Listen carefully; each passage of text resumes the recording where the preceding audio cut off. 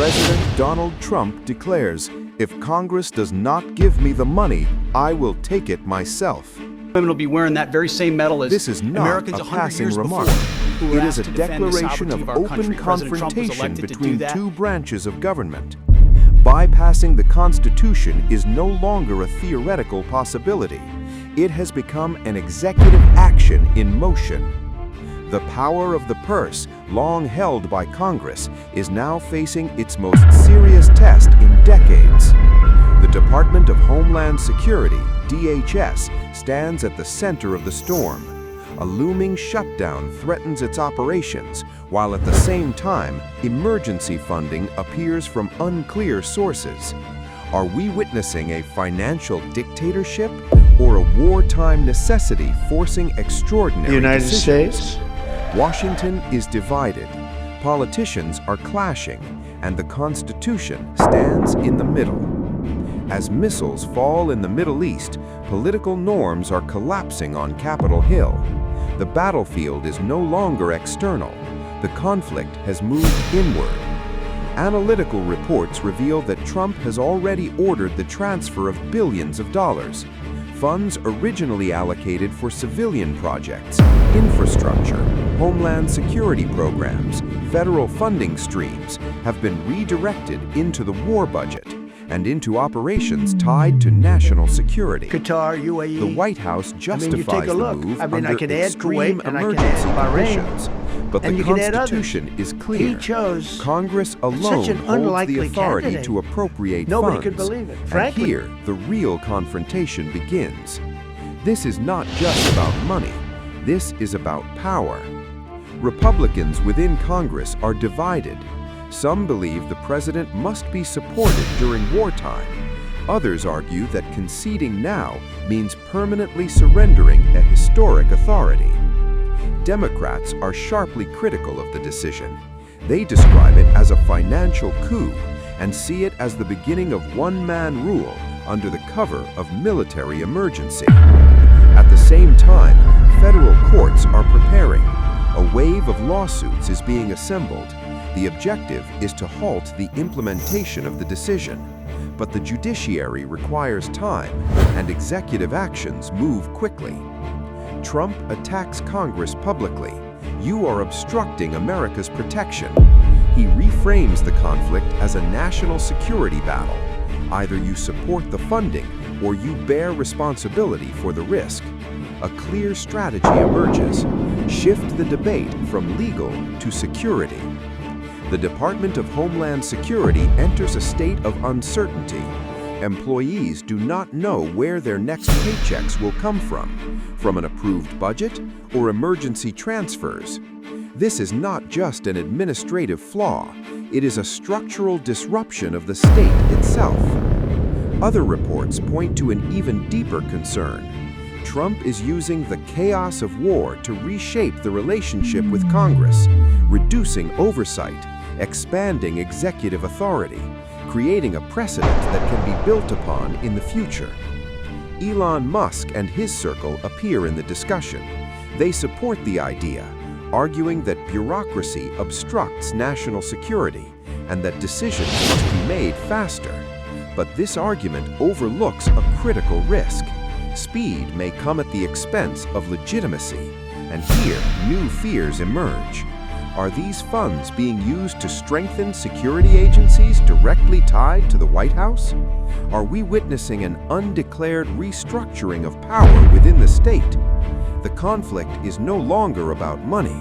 It is about who holds the final authority. The Department of Homeland Security is not an ordinary institution. It oversees airports, borders, cybersecurity. Any disruption within it means a disruption in national security itself. A shutdown or instability in its funding could lead to real paralysis, airport delays, border vulnerabilities, failures in digital security systems. Trump is betting on one factor, that the public will stand with him. If any security threat emerges, blame will be directed towards Congress, not the White House.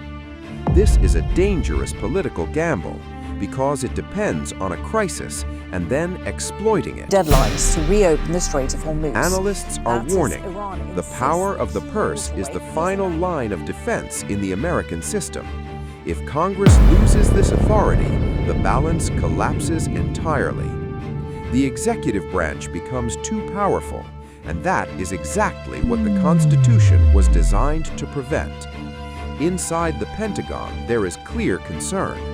Military leaders do not want to be drawn into a political conflict, nor do they want an external war to become a tool in an internal struggle, because that places the military in a dangerous position between loyalty to the president and adherence to the Constitution, and that is the most dangerous position for any military institution. Abroad, the message has become complicated.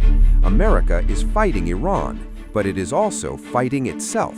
Adversaries are watching and benefiting from the division. Allies are growing uneasy because internal stability is the foundation of any alliance. Additional reporting suggests that the decision was not entirely sudden. It had been in preparation for weeks.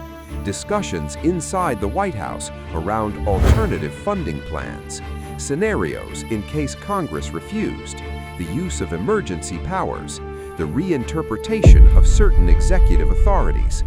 All of this points to one conclusion. This was not a reaction, it was a plan. At the same time, defense contractors are applying pressure. Multi-billion-dollar contracts, rising demand for ammunition, logistical needs for war. Delays in funding means delays in execution, and that creates additional pressure on the administration. The economy enters the equation. Markets are watching closely. Any government funding crisis signals financial instability, increased risk levels, and that impacts the dollar and investor confidence. The American media is divided. Some networks describe the move as decisive leadership.